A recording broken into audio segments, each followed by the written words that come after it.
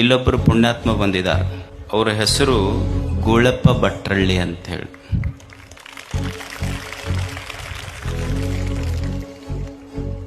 ಅವ್ರು ಏನು ಮಾಡಿದ್ದಾರೆ ಅಂದರೆ, ಕೂಡ್ಲಿಗಿ ತಾಲೂಕಿನಲ್ಲಿ ಒಂದು ಹಳ್ಳಿಯಲ್ಲಿ ಸರ್ಕಾರಿ ಜಮೀನಿತ್ತೊಂದು 125 ಎಕರೆ.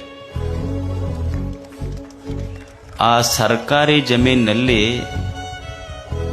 ಗಿಡ ಹಚ್ಚಿ ಬೆಳೆಸಿದ್ರು. ಅವರು 121 ಎಕರೆಯಲ್ಲಿ ಗಿಡ ಹಚ್ಚಿ ಬೆಳೆಸಿದ್ರು.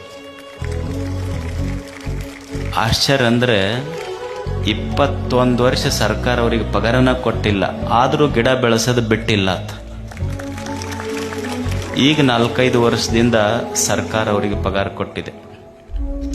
ಆಮೇಲೆ ಒಂದ್ಸಲ ಆ ಕಾಡಿನೊಳಗ ಕಾಡು ಹಂದಿಗಳು ಬಂದು ಅವನಿಗೆ ದಾಳಿ ಮಾಡೋದು. ಅವರಿಗೆ ದಾವಣಗೆರೆ ಆಸ್ಪತ್ರೆ ಕರ್ಕೊಂಡು ಹೋದ್ರಂತ. ಆರಾಮಾದ್ಮೇಲೆ ಆತ ಸೀದಾ ಮನೆಗೆ ಹೋಗ್ಲಿಲ್ಲ, ಹೋಗಿದ್ದು ತಾನೆಲ್ಲಿ ಗಿಡ ಹಚ್ಚಿದ ಕಾಡಿಗೆ ಹೋಗಿದ್ದ ಮನುಷ್ಯ ಆತ. ನಾವು ಉತ್ತರ ಭಾರತದಲ್ಲಿ ಒಂದು ಹೆಸರಿದೆ, ನೀವೆಲ್ಲ ಈ ಹೆಸರು ಕೇಳಿರ್ಬೇಕು, ಸುಂದರ್ಲಾಲ್ ಬಹುಗುಣ ಅಂತ ಹೇಳಿ. ಸುಂದರ್ಲಾಲ್ ಬಹುಗುಣ ಅವರು ಒಂದು ಅಪ್ಪಿಕೋ ಚಳವಳಿ ಅಂತ ಮಾಡಿದ್ರು. ಯಾರಾದರೂ ಗಿಡ ಕಡಿಲಿಕ್ಕೆ ಬಂದರೆ ಆ ಗಿಡಕ್ಕೆ ಹೋಗಿ ಅಪ್ಕೊಳ್ಳೋದು. ಅವರು ಚಿಪ್ಕೋ ಚಳವಳಿ ಅಂತಿದ್ರು, ಅದಕ್ಕೆ ಕನ್ನಡದೊಳಗೆ ಅಪ್ಪಿಕೋ ಚಳವಳಿ ಅಂತ. ಆ ಗಿಡಕ್ಕೆ ಹೋಗಿ ಅಪ್ಕೊಳ್ಳೋದು. ಅಂಥದ್ದೇ ಒಂದು ಯಶಸ್ವಿ ಪ್ರಯೋಗ ಮಾಡಿ ಗೂಳಪ್ಪನವ್ರೇನು ಎಲ್ಲಿ ಗಿಡ ಬೆಳೆಸಿದ್ರಲ್ಲ, ಅಲ್ಲಿ ಜನ ಗಿಡ ಕಡಿಲಿಕ್ಕೆ ಬಂದರೆ ಗಿಡಕ್ಕೆ ಹೋಗಿ ಅಪ್ಪಿಕೊಂಡು, ಗಿಡ ಕಡಿಬೇಕಾದ್ರೆ ಮೊದಲು ನನಗೆ ಕಡಿರಿ ಆಮೇಲೆ ಗಿಡ ಕಡಿವಿರಿ ಅಂತ ಅಪ್ಪಿಕೋ ಚಳವಳಿ ಮಾಡಿದವರು ಭಟ್ರಳ್ಳಿ ಗೂಳಪ್ಪನವರು.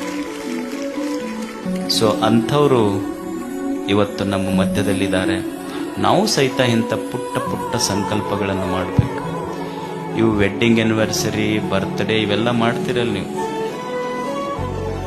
ಅವೇನು ಹಚ್ಚಿದ ದೀಪ ಆರಿಸಿ ಎಂದು ಹುಟ್ಟು ಹಬ್ಬ ಮಾಡಬೇಡ್ರಿ. ಒಂದು ಗಿಡ ಹಚ್ಚಿ ಹುಟ್ಟು ಹಬ್ಬ ಮಾಡ್ರಿ, ನಿಸರ್ಗ ಸಂತೋಷ ಪಡ್ಬೇಕು.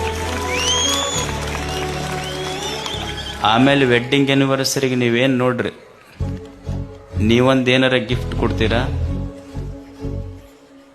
ನೀವು ಯಾವಾಗ ಕೊಟ್ಟಿರ್ತೀರಿ, ನೀವು ಮಂದಿ ನಿಮಗೆ ಒಯ್ದು ಕೊಟ್ಟಿದ್ದು ಸೇರಿ ಅವ್ರಿಗೆ ಕೊಟ್ಟಿರ್ತೀರಿ.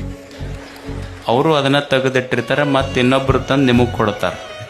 ಬರೀ ಇದ ನಡೀತೈತಿ. ಈ ಮೋಸ ಮಾಡೋ ಉದ್ಯೋಗದಕ್ಕಿಂತ ನಿಸರ್ಗಕ್ಕೆ ನೆರವಾಗುವಂಥ, ಅನುಕೂಲ ಆಗುವಂಥ ಒಂದು ಒಳ್ಳೆ ಕೆಲಸ ಅಂದರೆ ಗಿಡ ಹಚ್ಚೋ ಕೆಲಸ ಮಾಡಿಬಿಟ್ರೆ ಅಷ್ಟು ಅದ್ಭುತ ಆಗ್ತದೆ ನೋಡಿ. ಅದಕ್ಕಂಥ ಒಂದು ಅದ್ಭುತ ಕೆಲಸ ಮಾಡಿದ ಒಬ್ಬ ವ್ಯಕ್ತಿ ನಮ್ಮ ಮಧ್ಯದಲ್ಲಿದ್ದಾನೆ.